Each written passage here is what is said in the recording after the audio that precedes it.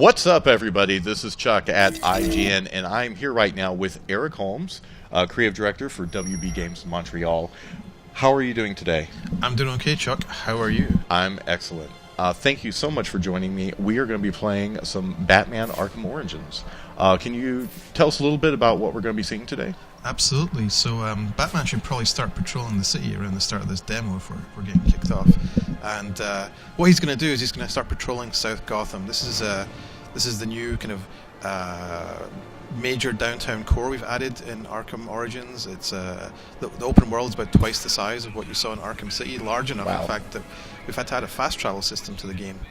And what you're going to see in a moment is you're going to see Batman use that fast travel system, and he's going to go to the Batcave. Now, where we are in the story is Batman has just finished analysing what he could of a crime scene. He found some bodies, and he needs to identify those bodies. Now, he has all sorts of forensics equipment at his disposal. He has amazing sensors in his cowl. He has the supercomputing power of the Batcomputer back in the Batcave. But what he doesn't have is he doesn't have access to a criminal database. And he doesn't have access to a large database of DNA evidence. He needs to figure out the identity of these bodies. And to do that, he's going to have to break into the GCPD and access their computer database so that he can figure out who these bodies are. Now he has to break in. Can't he just call up his good buddy Jim Gordon? Well, that's the magic of Arkham Origins, isn't it? We're earlier in the career here with Batman, and at this point, Batman's an outlaw. The police want nothing to do with him. The only thing they want to do is arrest him. And in fact, there's even worse components of the police department that, within our story, the Black Mask has placed a price of $50 million on the Batman's head, and there's 8 assassins competing for that prize. In addition to that, the SWAT team, the corrupt SWAT team inside the GCPD, are also putting themselves into the game, and they want to kill Batman and sell his body to one of the assassins so that they can claim some of that money too. So what we're also seeing here is we're seeing the Batcave, which is all new for the first time in the Arkham franchise. We've come into the Batcave underneath Wayne Manor. Here's Alfred. We can talk with him.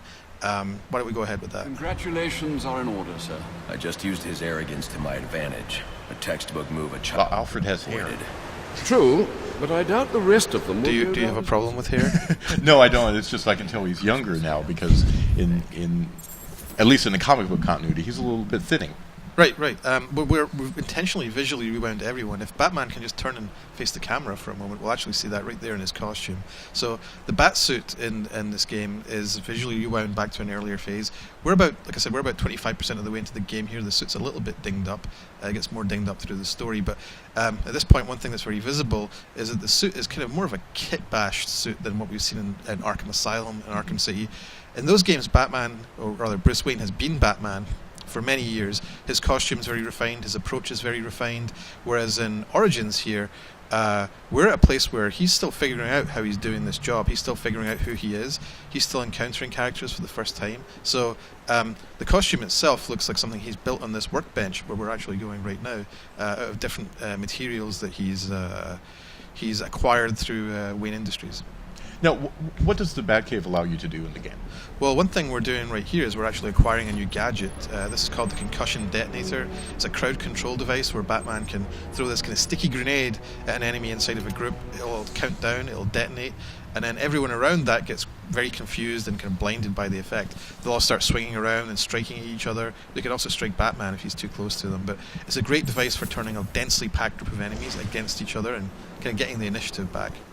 Another thing I guess you're going to see in the Batcave here, you're going to see a lot of storytelling in here.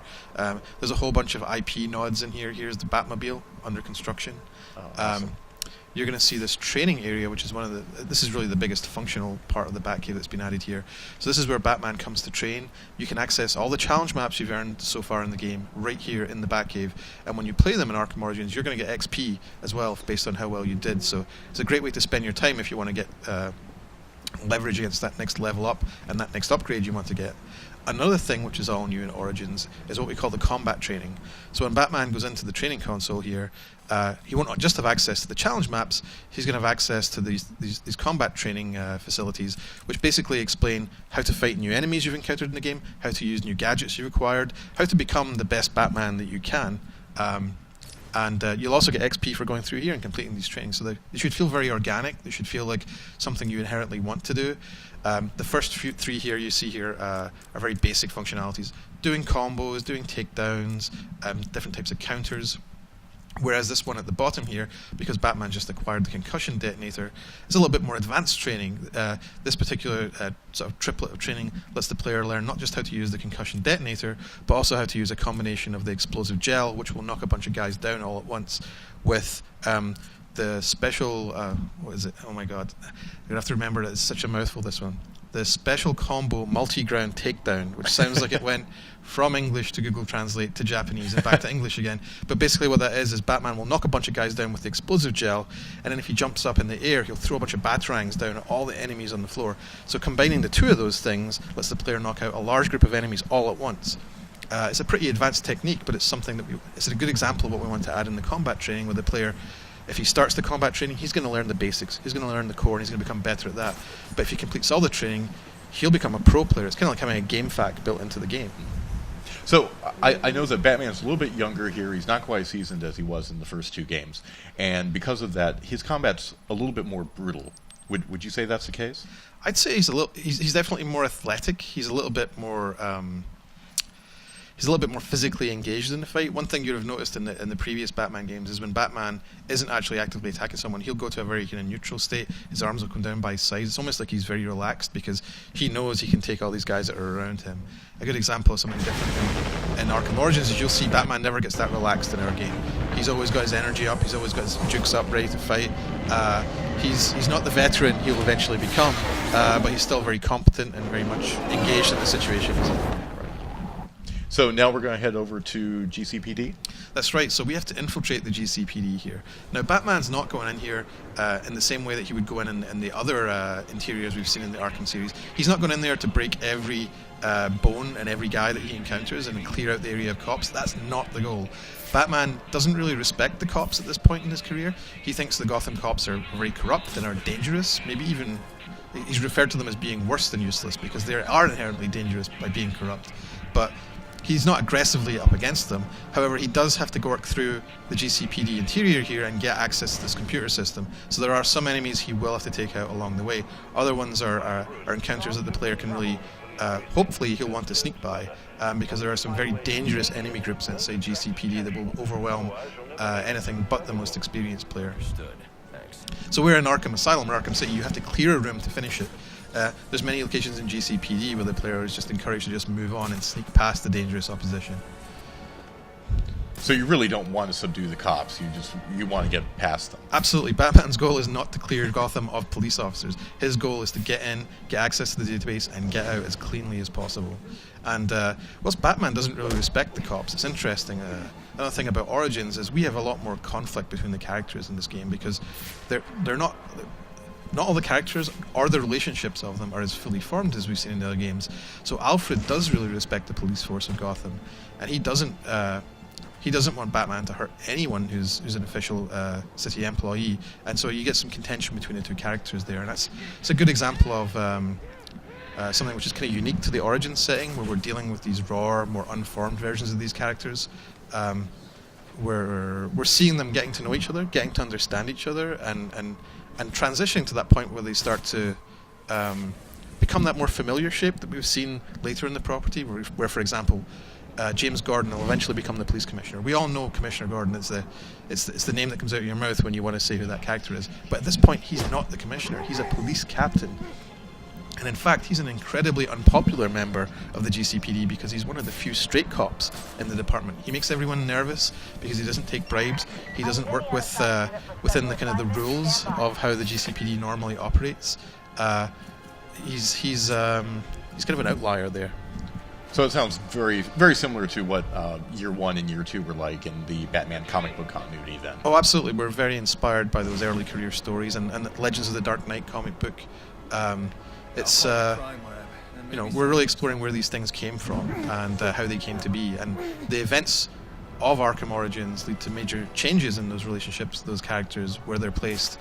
An example of that would be, I don't know if you saw earlier, but as Batman approached this building, Alfred made reference to the fact that Commissioner Loeb was killed earlier tonight, and that happens in our story. Loeb, the corrupt police commissioner who works very closely with Lieutenant Brandon, the head of that corrupt SWAT team I was telling you about, He's killed earlier in our story, and that leaves a power vacuum inside the GCPD and makes a lot of the dirtier cops wonder what the hell's going to happen to the police department.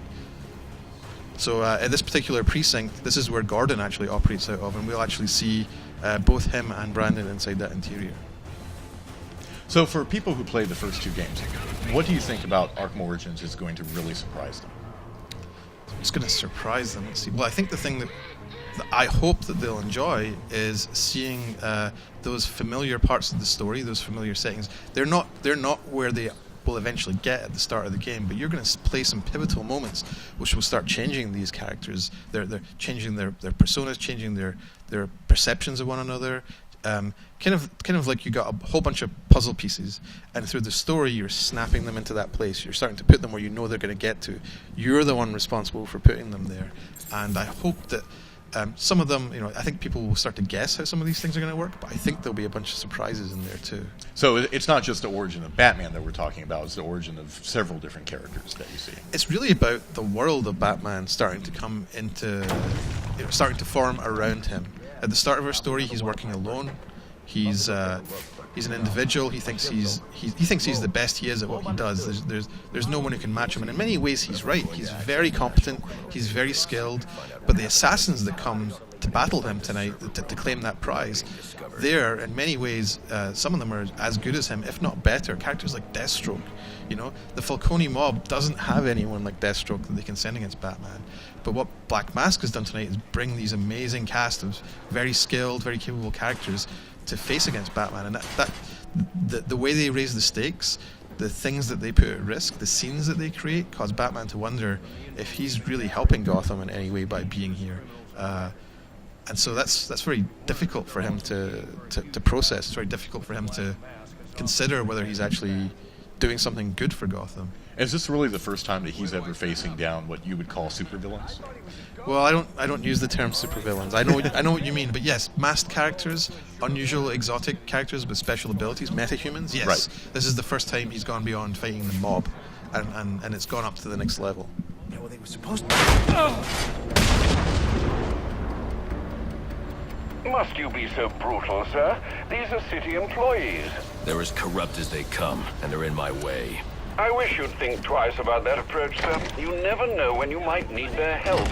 At any rate, your objective is the GCPD server room. I've marked it on your map. So you can see the sort of persona that Batman here is raw, it's rougher around the edges. He's not as mature as he'll eventually become, and eventually he'll be a friend to the cops, but the GCPD as they currently are depicted, you can see here, these guys are actually cheering on other cops who are brutalizing some homeless people somewhere else in the GCPD. Could we zoom in on that TV for a second? So we'll actually come across this scene later inside the GCPD, and Batman will step in and express exactly how he feels about that. You know how he expresses himself, right? So he's not above beating up some cops then. When people are doing bad things, he will step in and he will stop them.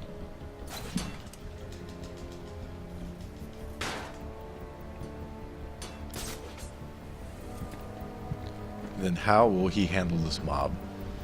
Just bypass them? So there's a whole bunch of gunmen here. Any armed men. I can use Deathstroke's remote claw to pass above their heads undetected. So this is a new gadget that we got in Arkham Origins, the remote claw. And what Batman can do here is he can use that to build a tightrope. And as he said, this was a gadget that he actually got from Deathstroke. That's right. So Deathstroke uses this gadget against Batman in the Deathstroke boss game. And then when Batman defeats him, Batman needs to use this gadget to leave the room. Because he's trapped in the encounter with Deathstroke where he is. He then uses it for the rest of the game.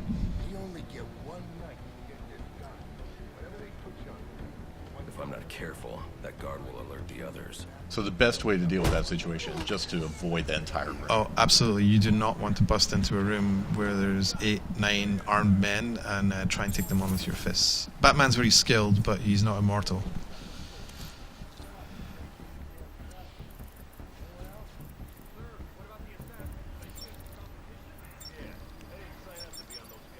Of course it is. Has to be memorable, right? Any other scumbag. We can't find dirt. We make our own.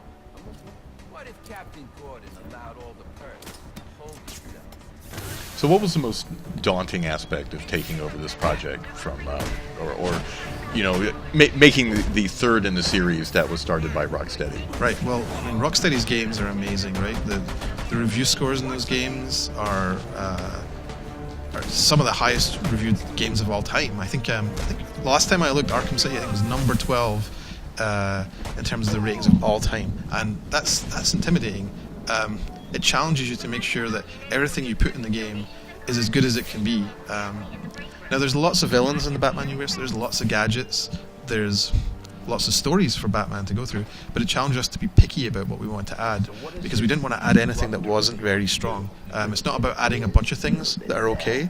It's about very carefully adding things which really add to the world, which add to the setting, which are something new. I mean, you look at Arkham City, the roster alone is the majority of Batman villains, the majority of key ones. Right. So we wanted to have important, iconic villains, but we also wanted to bring new blood to the game too. So the setting for the assassins, having these new characters come to hunt and stalk Batman, was a great opportunity to bring that new blood to the table. Did I just mix my metaphors, bringing new blood to the table?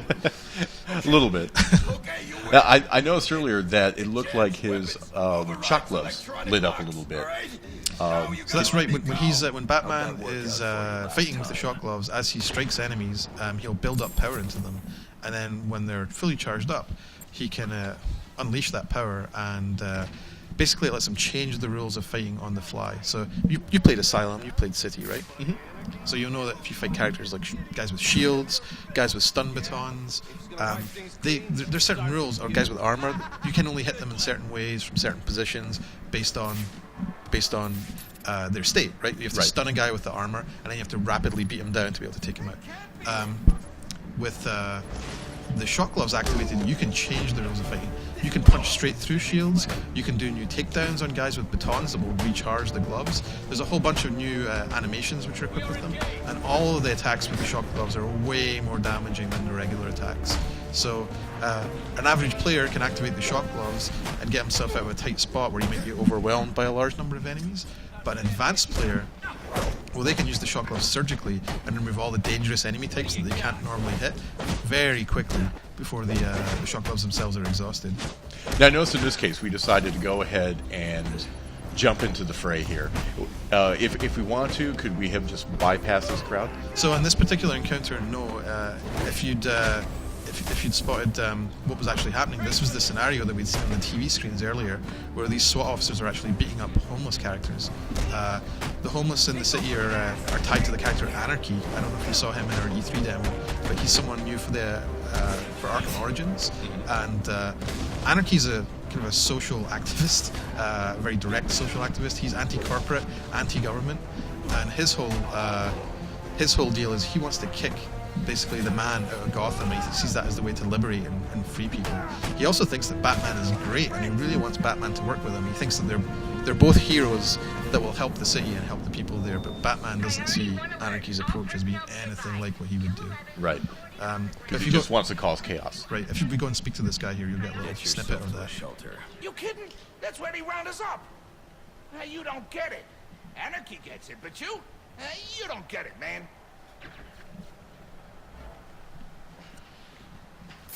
So the Gotham we see in Arkham Origins is, I guess we're trying to make sure there's some layers in there in terms of the background. It's very important to have a lot of story in the game, not just in terms of stories, not just cutscenes, right? Stories are environments, it's the settings, it's the relationships of the characters, and we tried to make sure that based on the amazing work that was done by Rocksteady before, just the sheer amount of story that's loaded throughout their world, that we have something analogous to.